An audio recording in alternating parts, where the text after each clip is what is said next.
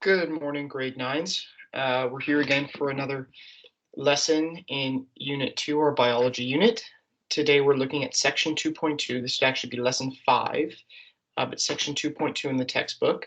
Again, we're highlighting that there are some textbook questions. If you have your textbook at home, you can definitely take a look at those. But today's lesson is all about interactions among species. Okay, so how different species interact. So another word, the word is called niche, okay? And an ecological niche, or a niche, is the role that an organism plays in an ecosystem. So niche is a common word. Sometimes when you work for a company, the company might say your niche is, your job is, your role is, here's how you contribute to the company. Well, in terms of an ecological niche, it's how the organism contributes to the ecosystem as a whole, the role that it plays. It could be what the organism eats and drinks, what limits its survival, and what relationships it has with other species. Okay, so our example is going to be the brown bat. Okay, so let's look at this chart for a second and think about the brown bat. What does the brown bat eat? Well, it eats insects.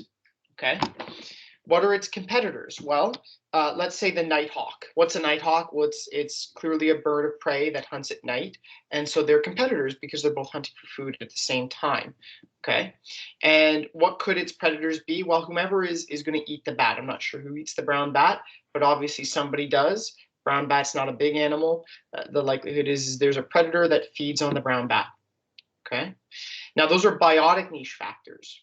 Those are how the brown bat's role or job in the ecosystem interacts with other living things. Okay, it eats insects, it competes with the nighthawk, and then it's eaten by other organisms.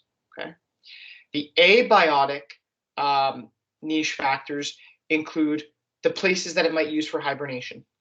Okay, the physical places like the cave or the shelter that it might use for hibernation. The time of night that it hunts for food, okay? The air that it flies through when it's hunting, and the temperature that it can tolerate. Temperature is a really, really important one. Polar bears like cold temperatures, camels like warm temperatures. Those animals don't fill the same niche, okay? Or anywhere near the same niche. And temperature, but there are temperature differences that are important to a wide variety of organisms. Okay, so it's just a few of the abiotic niche factors, or the factors that are not living that interact with this particular species, the brown bat. Okay, so different species provide different services to their ecosystem by occupying different niches. Okay, now what does a bat do? Well, they regulate insect populations. Okay, so because bats eat insects, that's their food supply. They manage that population by making sure the insect population doesn't go out of control, grow out of control. Remember what we talked about, or I talked about and you listened to, about how the natural world is all about balance. Okay, if a population grows too large, it goes out of balance.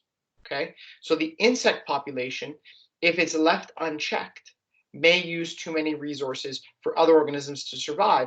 And the bat's role is to keep that population nice and leveled out. Okay, so the bat actually contributes to the carrying capacity of the insect population in a lot of ways. Okay, so the other thing that I want to mention is no two species occupy the exact same ecological niche. Okay, now there's overlap. Oftentimes there's overlap. That's how we get competition. But no two organisms are exactly identical. There's some overlap, but it's never exact because no two species live exactly the same way.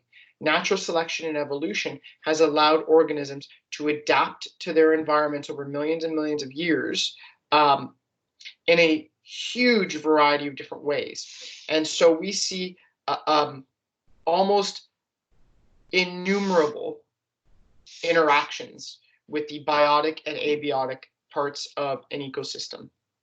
Okay, so no two organisms are exactly the same. So now we're going to talk about something called predation and population size, which I alluded to earlier when I talked about the insects and the bat. Okay, predation, we should kind of know what that word means because we mentioned it before. Predation means one thing is eating another thing. Okay, so here's our definitions. Predator kills and consumes another organism. Prey gets eaten by a predator. Okay, so our example is going to be the lynx and the snowshoe hare. So the lynx is like a big cat. Okay, it's a big cat. We can find it in North America. Google a picture. It's a very interesting looking big cat, very ferocious predator. And a snowshoe hare is like a rabbit. Okay, so there are two ways that predator-prey interactions influence population size. One is bottom-up population regulation. That means if there's a shortage of prey, okay, that means the population of the predator will decline. There's not enough food to support a large population in the predator, so the predator population declines. Okay. So if hares decrease, then the number of lynx will decrease as well. There's just not enough food. Top-down population regulation is when the increase of the population of a predator causes a decline in the population of the prey. In other words, there's lots of lynx, and what are those lynx going to do? They're going to eat hares, H-A-R-E-S, hares, and so they're going to drastically decrease the population of hares. Okay. You can see that point right there on the slideshow. Okay, so now we're going to take a look at a graph, and we need to talk about this graph because it's an important one. Okay. The following graph shows how the population size of lynx and snowshoe hares are influenced by their predator-prey relationship. Notice the rise and fall occurs every 10 years. So let's take a look at the orange and blue lines here. The orange is the lynx, the predator. The blue is the snowshoe hare. Okay, and then if you look at the x-axis, that's years. Okay, time always goes on the x-axis, and then we've got two y-axes. Okay, we've got two y-axes, and they have different scales. Okay, so on the left-hand side, okay, I'm not sure how the video is going to come out, but I'm pointing to the left-hand side, and hopefully you can see that the axis is labeled snowshoe hare population, and it's got a different scale than the right-hand side, the lynx population. Okay, because we know when we talked about food pyramids and trophic efficiency that there are always going to be more prey than predators. Okay, predators are always much smaller in population size than prey. So we've got two different scales. Okay, so the blue and orange lines, they're not being drawn at the same scale. The purpose of this graph is so that we can see a pattern. And the pattern that we see in the graph is going to give us information about how the two populations interact. So let's look at just shortly after 1850. What is happening to the lynx population in just shortly after 1850 on that graph? Looks like the lynx population is at a low point. It's at a dip. And since the lynx population is at a low point, there's not a lot of predators. So what do the snowshoe hares do? Well, their population grows. Okay, because there's nobody eating them, or there are fewer predators eating them. And as the snowshoe hare population grows, we see that it spikes at almost the same time that the lynx population dips.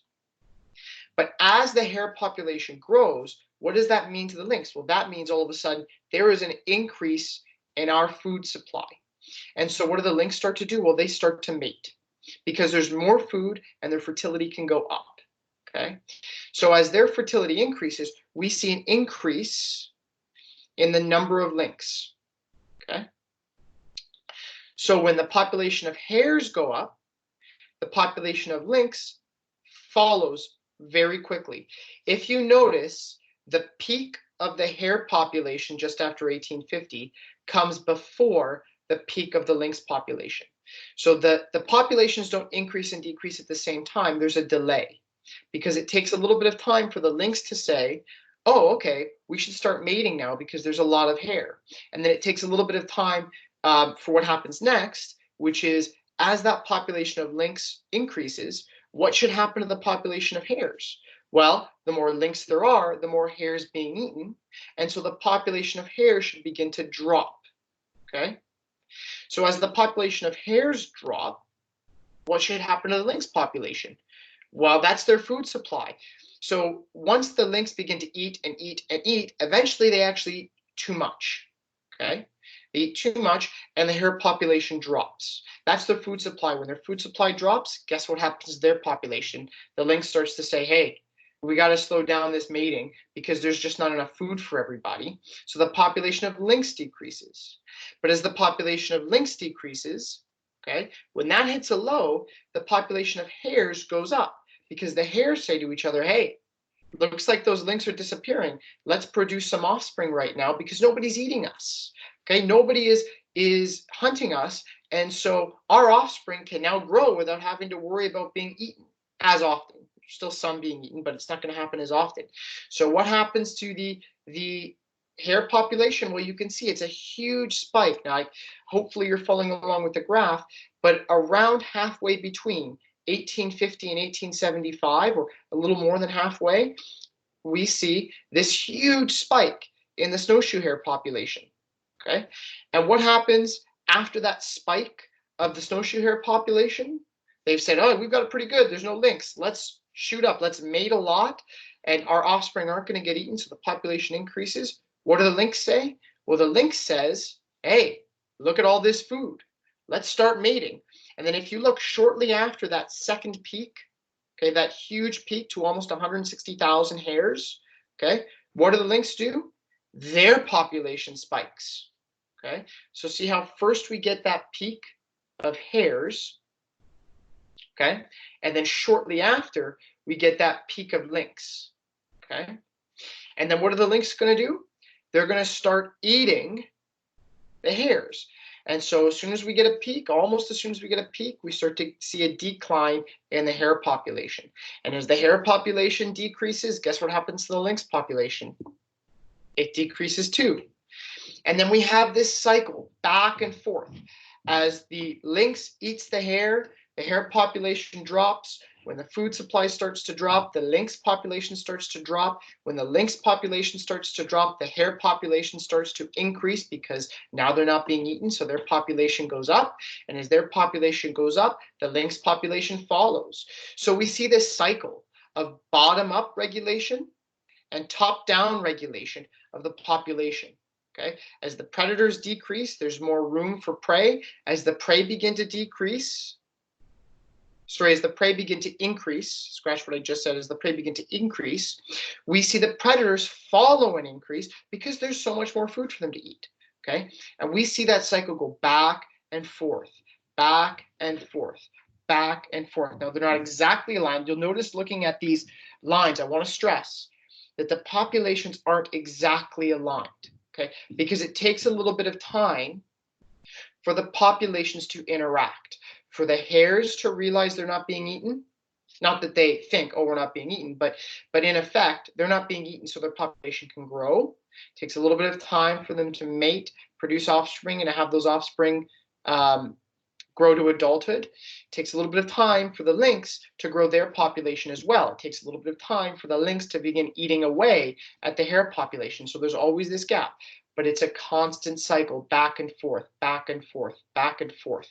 Okay, that continues and continues and continues. Okay. So there is a little assignment in the textbook. I'm not going to mark it, but you can attempt it on your own if you have the textbook. Okay, that has you doing a little bit of graphing for these populations with some questions that you can answer. I think that might have been in the last section that you can check and see how that works, and you can see how populations grow. I'm also going to post a very quick assignment that I'm not going to mark because it's going to be a pen and paper assignment, and we don't all have access to scanners or phones that can take pictures, and so it's not always even in terms of who can submit that assignment. But I'm going to post it on the LMS with this particular slideshow, and I believe, hand it out on the Friday before the March break, which feels like 15 years ago. But it is an assignment that allows you to do one of these graphs yourself and see how those two predator-prey relationships interact. Okay, as the prey gets eaten, what happens to the population of predators? As the prey grows, what happens to the population of predators? As the population of predators grows, what happens to the population of the prey? So again, I'm not going to mark it, but I am going to post it. You'll need a little bit of graph paper to do it for yourself. And if you'd like to attempt it, just to kind of solidify this learning, that will be posted on the LMS, so you'll be able to see that, okay, and attempt it on your own. And I hope that you do, okay? But I am not marking it. It's just for your practice, okay? Okay, now we need to talk about competition.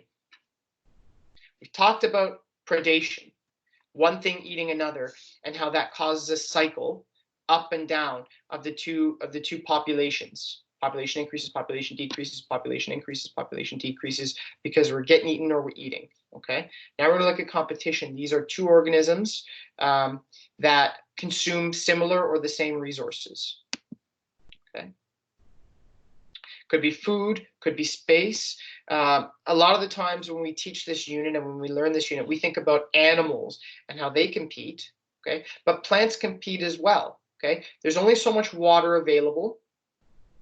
Right? So plants will grow different roots to grasp the water that's available in the soil. There's only so many nutrients in the soil.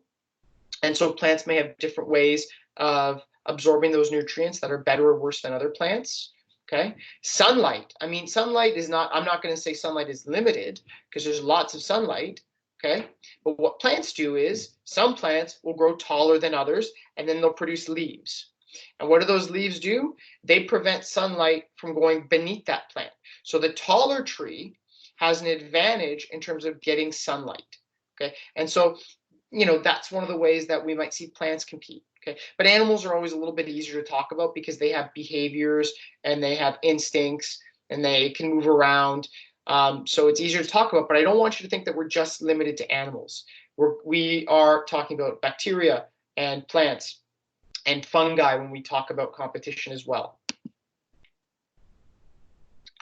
Competition limits population and influences the niche of an organism, okay?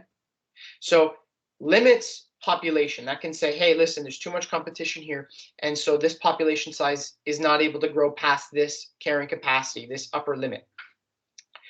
Influencing a niche means it can have different organisms say, well, we need to find different ways to survive in this ecosystem without competing or to avoid competition. Okay. So as the size of a population of female song sparrows increases, the average number of eggs laid decreases. Now, we're only talking about one species here. This is female song sparrows. It's a bird, okay, a bird that lays eggs. Who is the female song sparrow competing against? Its own species, okay? This is competition within a species, okay? This is competition within a species. So what we notice is as this population increases, the number of eggs on average that each individual female lays decreases. Why? Okay, because each of those song sparrows, even though they are the same species, okay, they're all competing for the same food supply. They've got to eat to produce enough energy to lay eggs, and they've got to be able to find enough food to feed their young once they hatch, okay? So what will end up happening is, as they compete for food, they'll realize that, well, they just can't feed as many young sparrows, okay?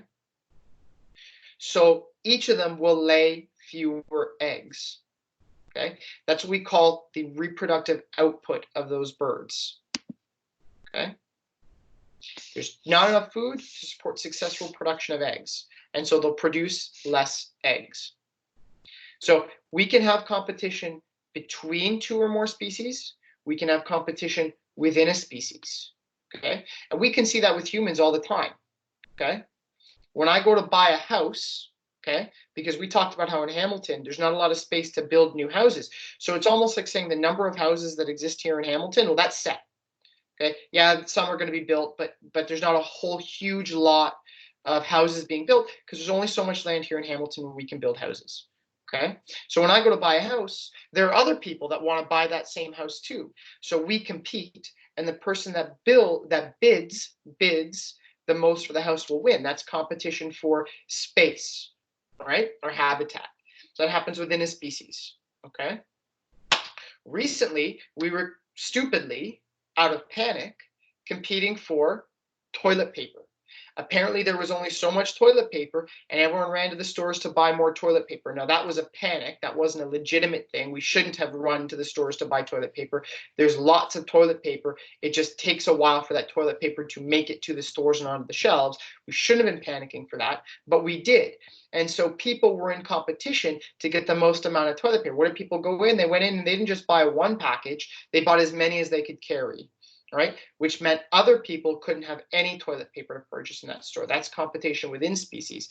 That's irrational. That's stupid of us as human beings to have done. I didn't do it, but that's stupid of us as human beings to have done that.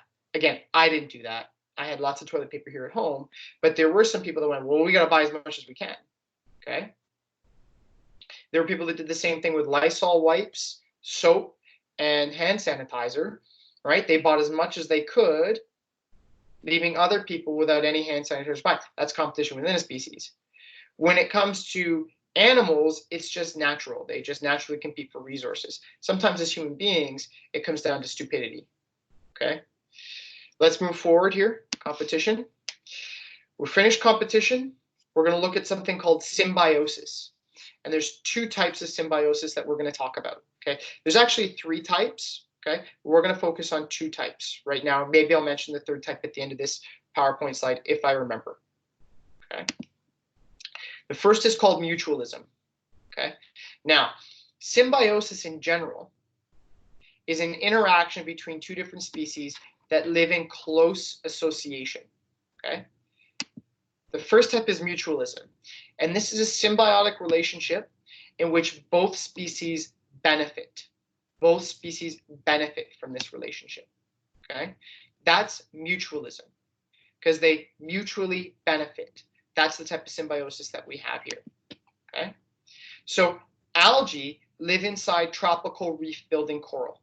Okay, the algae, they undergo photosynthesis and they provide the coral with energy. Okay, and the algae gains protection, nutrients, and carbon dioxide from the coral. And so there's a give and take. It's a two-way street. Okay, the algae gets something and the coral gets something. They both mutually benefit. The other example that I always want to think about is we've seen, probably if you've seen like The Lion King or you've seen nature documentaries that take place in the African savannah, and this happens everywhere, but I think in the African savannah, we've probably all seen examples. We've seen like the water buffalo or the rhinos or the hippos, kind of big mammals going about their business, and these small birds land on them. Okay, and what the birds do is they land on these large mammals and they pick away at their skin or their fur. And what the birds are doing is they're eating like the ticks or the other small insects that might be living on that large mammal. So the bird that lands there, that's getting food. What's the large mammal getting? It's getting groomed, it's getting cleaned. And so there's a mutual benefit to that relationship. Okay, the large mammal, the rhino or the water buffalo is getting cleaned, and the bird's getting a meal. Okay, mutually beneficial.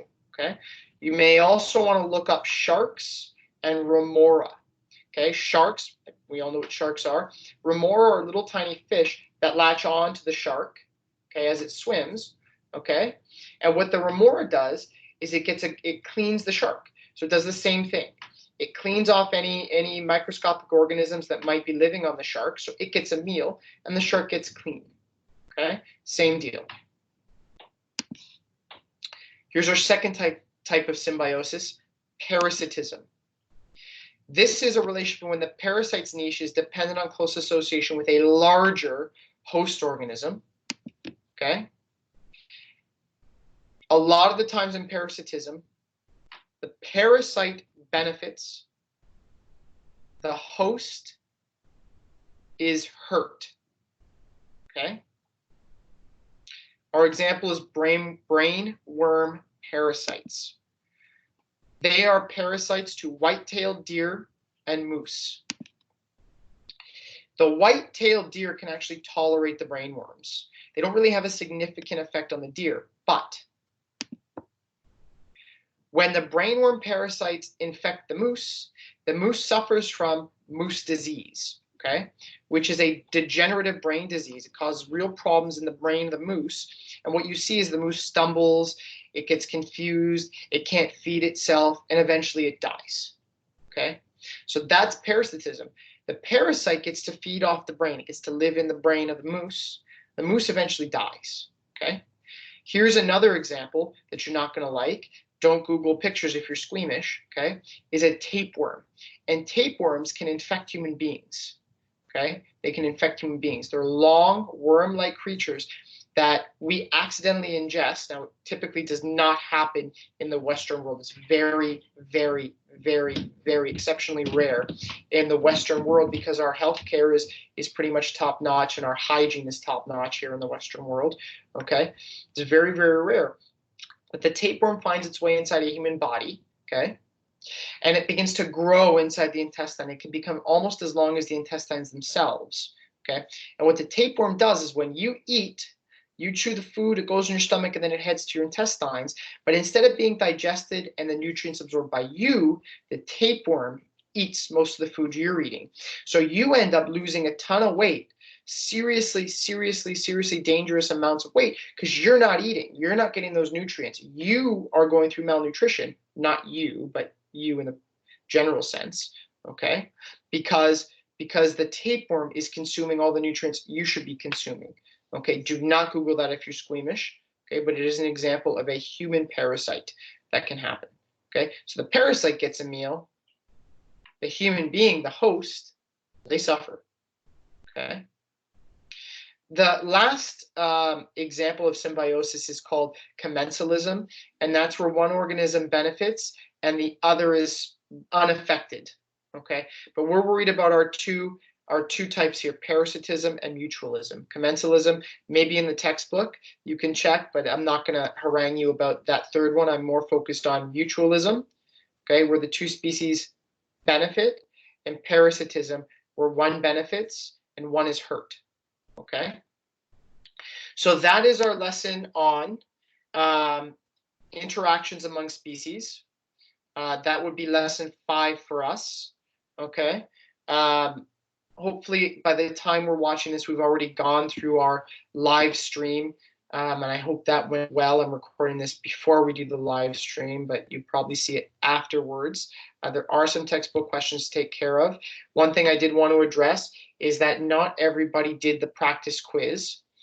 What's going to end up happening is we're going to have another quiz, and that quiz is going to probably encompass lesson 4 to lesson 6 coming up, and that one I'm going to try to include as an actual mark, because at some point we haven't really gotten information about how we're supposed to mark or evaluate you, but we've been given the okay to provide some assignments and some quizzes and some tests to get a mark, and so I think I'm going to do that, and so hopefully I should be seeing 30 people complete that quiz. So that's coming up, but it'll be the same idea. It's called a quiz, but you're doing it from home. You're going to have all kinds of time to do it, as many attempts to do it as you need, and it will be open book, because how do I know whether you have your books open or not? So look out for that probably late next week. That should be coming. Otherwise, if anybody has any questions or concerns that are immediate, you can email me. I've posted my email multiple times on the LMS site. And otherwise, stay safe and stay healthy. Take care, guys. Bye-bye.